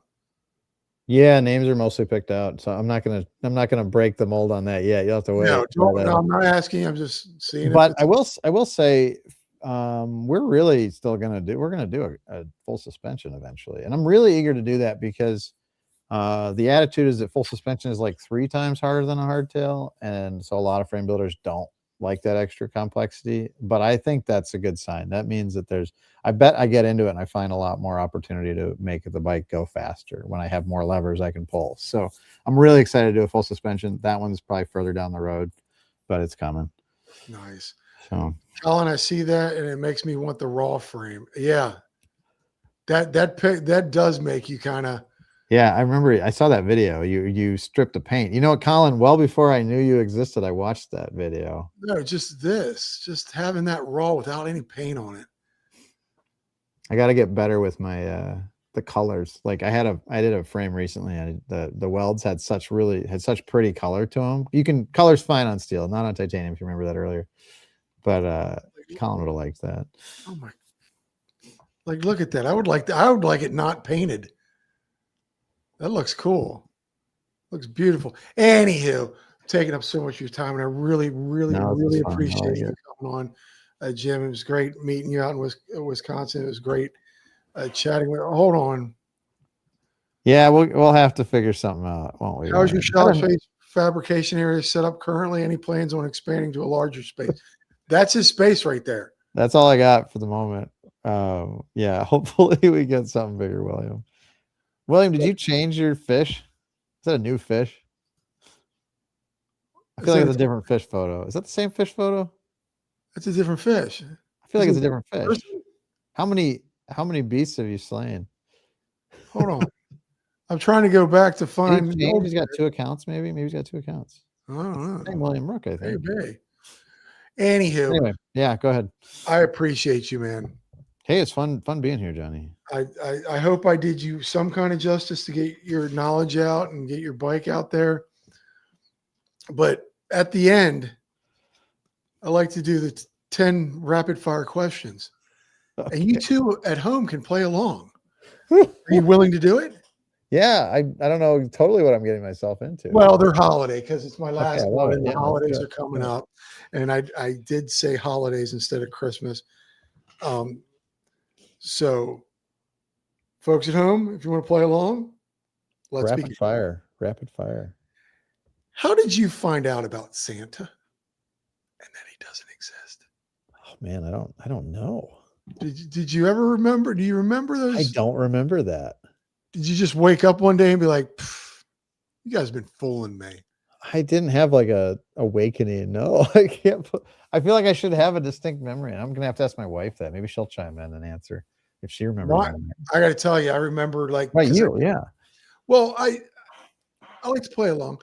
I could hear the wrapping paper because my bedroom was so close to the living room at the time. And I'm like, wait a minute. They're wrapping presents. Oh. Like I woke up one day. I'm like, man, there ain't no Santa. There's no Santa. I don't remember now. Goodness. Anyone in the chat? Best holiday gift you've ever received? Best holiday gift I've ever received. This probably isn't the right answer, but my wife gifted me when we were dating. She gifted me a newspaper of Lincoln, original newspaper of Lincoln's death. What, for Christmas? Yeah, for my birthday. Oh no, maybe it was for this is Christmas. Christmas specifically. Oh, maybe it was Christmas. Now it's just gonna have to chime in, but that was like so incredible and like hen's teeth rare. I'm trying to think Christmas specific then. Listen, if ever is this podcast, Mike wins. Mike, he's a troll, man. He's a troll. He's trolling me. I think that's what you call somebody. You got to answer, Johnny. What do you got? What? Best gift. Oh, and this isn't because it's just a bike podcast. I will always remember this. I had a Schwinn Predator, 1982 Schwinn Predator, just chromed out, cool, everything. It was like $200 bike back then. Back in my day, that was a lot of money. Got it stolen. My dad says, I'm done getting you bikes. You're not getting another bike. And that Christmas, under the tree or next to the tree was a brand new bike. It wasn't the Predator, but I remember getting it, and and make fun of me all you want. I remember going into my bedroom and crying because he got me a bike, and he told me he was never going to give me a bike again. Oh, that is a memorable. That's a great. That was the most memorable one. But an original, where do you find an original Lincoln? Yeah, she found it on an auction site, and it was just like, it's wild. Yeah, it's wild. That's cool. Jim, you are the best. Thanks, Tom. Jimmy, you're getting to the age where I'm wishing I had extra money to buy Civil War and World Oh War. yeah, yep. You guys and your history. I get it. I have to die. I have to be careful. That's a money hole, man. I get it. Okay. Thanksgiving or Christmas dinner?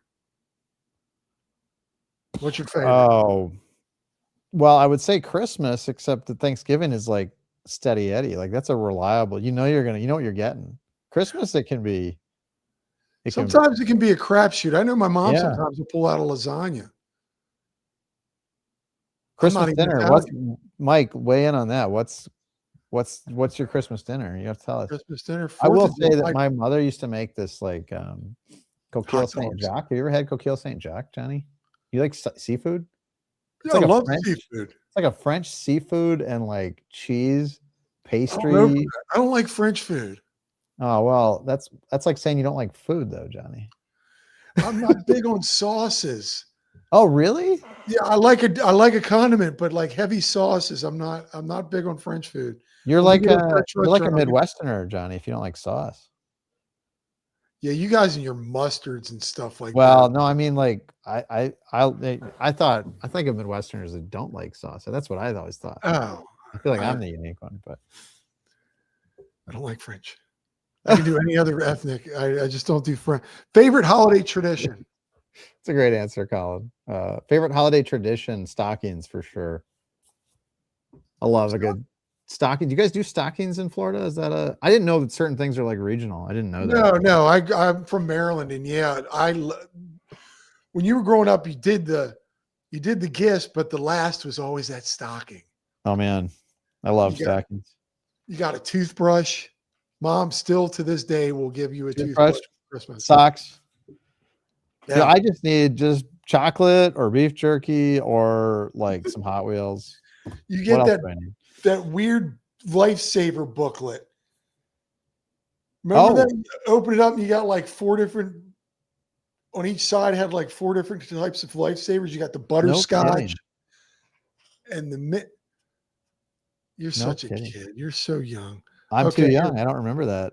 Culver's taste the same. Thanksgiving. That killed me. That killed me. Oh man. When do you hope to continue to work on the Village Creek Downhill Park? So that is the camp in the Driftless my wife and I met at, and we started making a trail there. It just lost focus. I apologize. Building bikes. Have you ever traveled for the holidays, and where to? Like just home. Just home. I think I've always been at family for Christmas. Only Michigan and Minnesota ever. I almost missed Christmas one year. I was living in Virginia. I don't even remember how I pulled it off when I was a tow truck driver. Somehow I made it home, but I don't think I've missed a single Christmas with family, either wife or my parents' side. Okay, so I would say white Christmas. You, yeah. Oh, I've been to been. You travel? Yeah, I think it was last year we did Jackson Hole, Wyoming.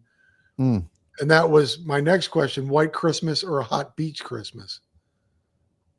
But you've always had white Christmas. I've always had. Well, not always. It doesn't always snow for Christmas up here, and that's pretty dismal. But this year we're just getting annihilated. So.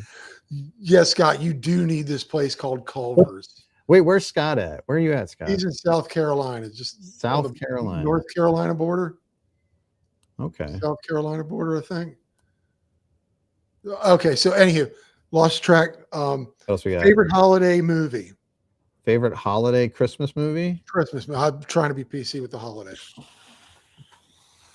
Oh, you might need to take the helm on this, Johnny. Why don't you go first? I got to think on this. Anyone in the chat? I'm going to go ahead and I know my wife does. She thinks it's generational. A Christmas Story.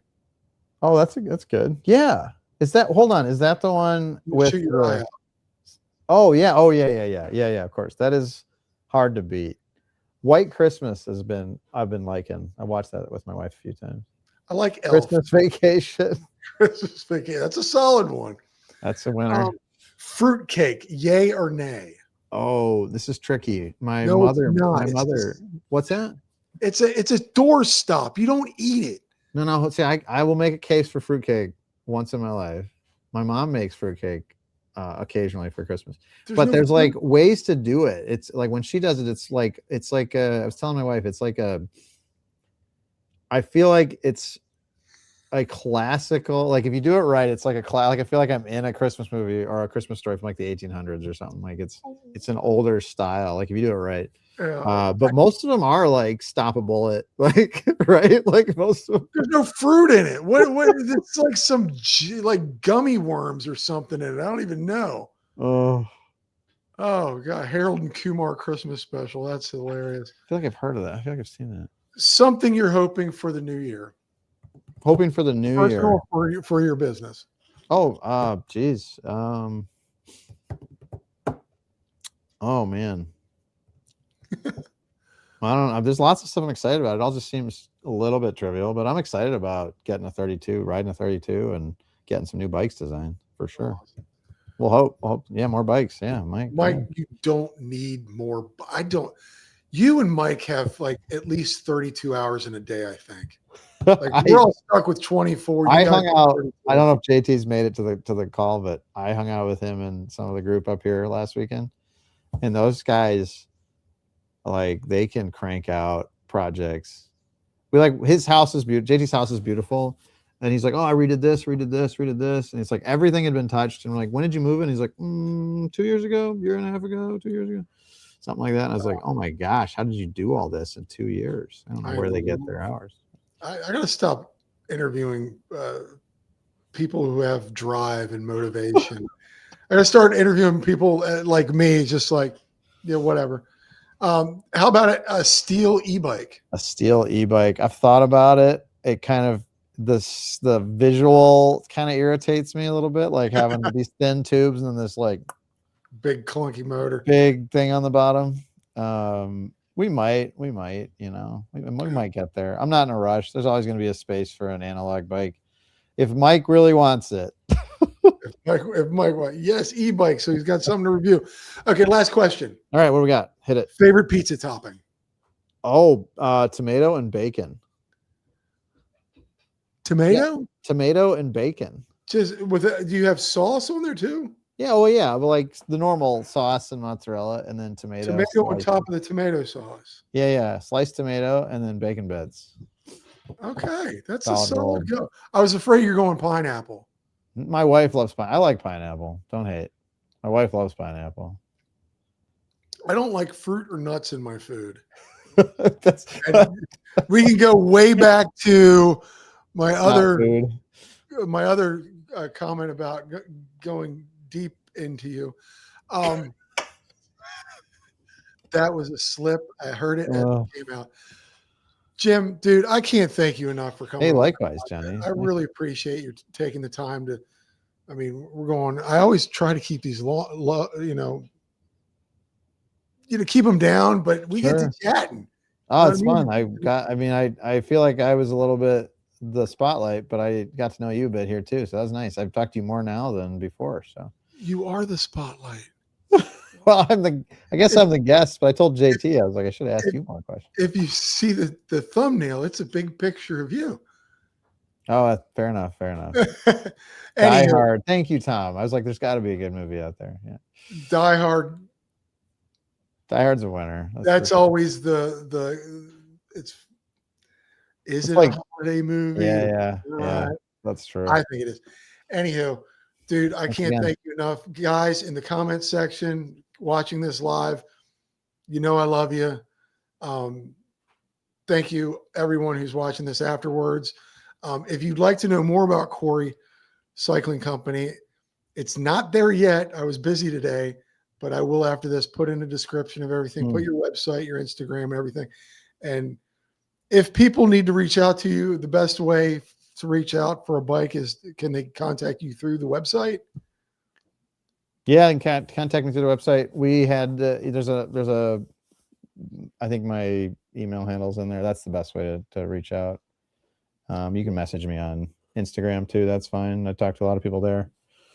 Yeah, that's it. All right. Cool. All right. Well, there you go, folks. been an honor. of the year, episode 93 with Jim Dave from Quarry Cycling. Appreciate you. Likewise. Now, if you can, you know what to do. Go get your bikes dirty, or don't get his